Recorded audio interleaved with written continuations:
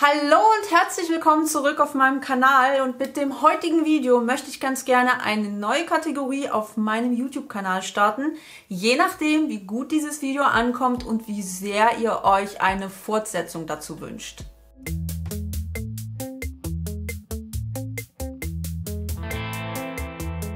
Ich habe mir nämlich überlegt, feste Produkte mit flüssigen Produkten zu vergleichen, sprich eine herkömmliche Bodylotion mit zum Beispiel einer Bodybutter, was jetzt in diesem Video der Fall sein wird. Ich habe hier sozusagen eine normale, cremige Bodylotion, wie man sie kennt, mit einer Bodybutter verglichen, die ja auch oftmals als Alternative zu diesen herkömmlichen Bodylotions gehandelt wird. Ich persönlich sehe das komplett anders. Ich werde auch nochmal erklären, wieso das keine Alternative zu einer Bodylotion ist, für wen diese Bodybuttern gut geeignet sind, wie man sie am besten anwendet und wie sich natürlich auch die Zusammensetzung, sprich die Inhaltsstoffe, unterscheiden. Für meinen allerersten Fest versus Flüssig Vergleich habe ich mich einmal für die Dimgo Handmade Bodybutter entschieden, und zwar ist das die Version ohne jegliche Parfümierung. Und vielleicht fragt ihr euch jetzt auch berechtigterweise, warum ich nichts aus der Drogerie genommen habe. Das liegt schlichtweg daran, dass es keine einzige Bodybutter ohne Beduftung gibt, also zumindest zum damaligen Zeitpunkt, als ich beschlossen habe, diesen Vergleich zu machen, gab es nichts auf dem Markt, nichts in der Drogerie, und es war auch wahnsinnig schwer, etwas online zu finden, und das ist tatsächlich das einzige Produkt, was ohne jegliche Parfümierung auskommt und das ich zumindest auf die Schnelle, ohne mich in irgendwelchen Speziforen rumzutreiben, im Internet finden konnte. Was ich jetzt sehr, sehr schade finde, muss ich natürlich dazu sagen, weil dadurch die Auswahl extrem eingeschränkt ist für alle Menschen, die duftempfindlich sind oder die eben eine Duftstoffallergie haben. Was den Gegenpart angeht, habe ich mich dann entsprechend für die Sensitive Care Body Lotion No Perfume Baby von Urtekram entschieden, weil diese auch einer naturkosmetischen Formulierung entspricht. Also ich wollte auch möglichst Produkte aus der gleichen Kategorie miteinander vergleichen, und wer sich mit Naturkosmetik-Zertifizierungen beschäftigt, wird auch wissen, wird auch anhand der Inhaltsstoffeliste sofort erkennen können, dass dieses Produkt naturkosmetisch formuliert ist und dass man hierfür nicht unbedingt eine Naturkosmetik-Zertifizierung braucht, um das sehen zu können. Und dementsprechend wollte ich einfach ein ähnliches Produkt hier haben, damit ich das irgendwie beides natürlich auf einer ähnlichen Ebene miteinander vergleichen kann. Und das hier ist eine cremige Bodylotion im Gegensatz zu dieser festen Bodybutter, die auch ohne jegliche Parfümierung auskommt und die ich dementsprechend auch sehr, sehr regelmäßig benutzen konnte und beide Produkte richtig gut miteinander vergleichen konnte. Dann starte ich mal mit der Preisgestaltung beider Produkte, und dazu muss man wissen, dass natürlich diese Bodybutter in Deutschland hergestellt wird, von Hand gefertigt wird, und dass das natürlich nicht in rauen Mengen geschieht. Das heißt, der Mengenrabatt für die Rohstoffe wird sich hier definitiv in Grenzen halten, was man natürlich von dieser Bodylotion nicht behaupten kann, denn Urtekram ist eine relativ große dänische Firma, also vor allem, wenn man das Ganze mit diesem kleinen Unternehmen vergleicht.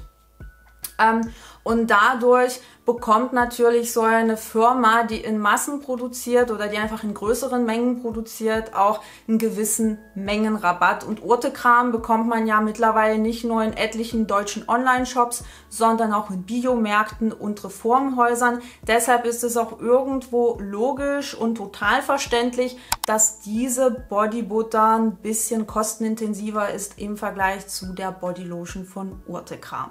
Was ich bei der Butterbar noch positiv anmerken möchte, ist die Tatsache, dass diese parfümfreie Version nicht mehr kostet im Vergleich zu den bedufteten Butterbars, denn das findet man ja sehr, sehr oft bei irgendwelchen Marken vor, dass die Produkte, die ohne jegliche Beduftung auskommen, plötzlich teurer sind im Vergleich zu den parfümierten Produkten, obwohl die Beduftung eines Produkts mitunter der teuerste bzw. der kostenintensivste Posten bei der Produktion ist.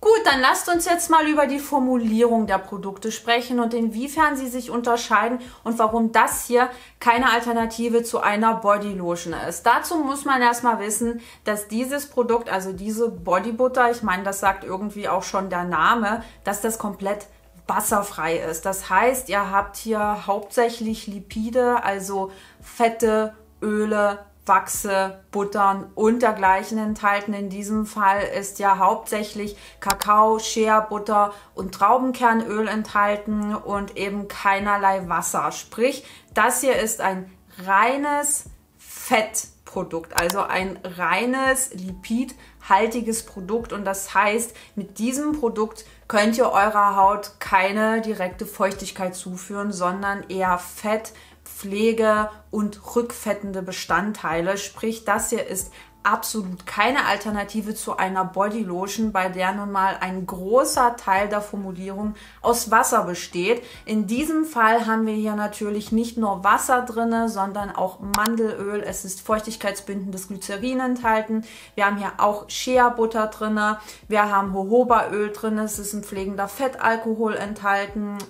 Wir haben selbstverständlich auch einen Emulgator in dieser Lotion drin, denn ansonsten würden sich natürlich die fettigen Bestandteile nicht mit dem Wasser mischen. Dazu benötigt es eine grenzflächenaktive Substanz, also einen Emulgator, der dazu beiträgt, dass diese beiden Phasen, also die ölige und die wässrige Phase, sich miteinander vermengen und so eine schöne, angenehme Emulsion entsteht, die natürlich dadurch, dass da auch Wasser und feuchtigkeitsbindende Bestandteile enthalten sind, der Haut Feuchtigkeit zurückgibt und nicht nur Fett und Pflege. Letztendlich heißt das, dass man so eine Bodybutter am besten auf angefeuchtete Haut, wie zum Beispiel nach dem Duschen aufträgt oder nachdem man ein feuchtigkeitsspendendes Körperspray benutzt hat oder über so einem leichten Cremegel oder einer leichten Lotion, weil unsere Haut nicht nur Fett bzw. rückfettende Substanzen braucht, sondern auch feuchtigkeitsbindende Substanzen, damit die Hornschicht schön geschmeidig, prall und durchfeuchtet bleibt. Ich würde auch definitiv nicht empfehlen, damit direkt so über den Arm bzw. über die Haut drüber zu rollen, weil ihr wirklich die Wärme eurer Hände braucht, um das Ganze aufzuschmelzen und dieses Fett dann über die Haut zu verteilen. Ansonsten rubbelt ihr euch wirklich hier die ganze Haut ab, wenn ihr versucht, das so am Stück aufzutragen, aber das hat auch immer gut funktioniert, also dieses Aufwärmen in den Händen, das Aufschmelzen, das hat relativ gut und auch sehr, sehr schnell geklappt, aber ist natürlich nochmal so ein Schritt, den man sich auch irgendwie nehmen muss. Was meine persönlichen Erfahrungen betrifft, könnte ich jetzt keinen eindeutigen Gewinner bzw. Verlierer aus dem Ärmel schütteln, wobei ich dazu sagen muss, dass mir die Verwendung dieser Bodybutter am Anfang etwas schwer gefallen ist, weil es schon eine Umstellung ist. Man muss sich immer wieder daran erinnern, das Produkt auf angefeuchtete Haut aufzutragen oder halt über eine leichte Bodylotion aufzutragen. Und sie fühlt sich natürlich ganz anders an im Vergleich zu dieser Bodylotion. Also sie hinterlässt schon einen spürbaren, fettigen Film auf der Haut, der ein bisschen Zeit benötigt, sich mit der Haut zu verbinden. Das heißt, ihr könnt euch nach dem Einölen nicht sofort eine Hose überziehen. Ansonsten habt ihr überall Fettflecken. Und auch die Hände sind natürlich nach dem Eincremen sehr, sehr ölig. Das muss man bedenken, das muss man mögen, aber da ich weiß, dass es viele Menschen gibt, die sowas mögen, für die ist diese Bodybutter definitiv gemacht und die werden sehr, sehr viel Freude mit dieser Bodybutter haben. Ich habe die auch gerne für die Lippen benutzt, also jetzt nicht so direkt auf den Lippen drauf, sondern einfach ein bisschen mit dem Finger reingeswirlt und dann auf die Lippen aufgetragen. Dafür ging die auch richtig, richtig gut, aber sie ist mir in der gesamten Testzeit, ich glaube, ich teste das Ganze jetzt schon seit über 4 Monaten, ist sie mir ranzig geworden. Das heißt, wenn ich jetzt so dran rieche, dann rieche ich das definitiv, dass sie so ein bisschen ranzig ist, was mich auch überhaupt nicht verwundert. Ich meine, ich hatte hier ewig und 3 Tage rumliegen. Ich habe es nicht geschafft, sie in dieser ganzen Testzeit aufzubrauchen. Die ist auch wahnsinnig ergiebig.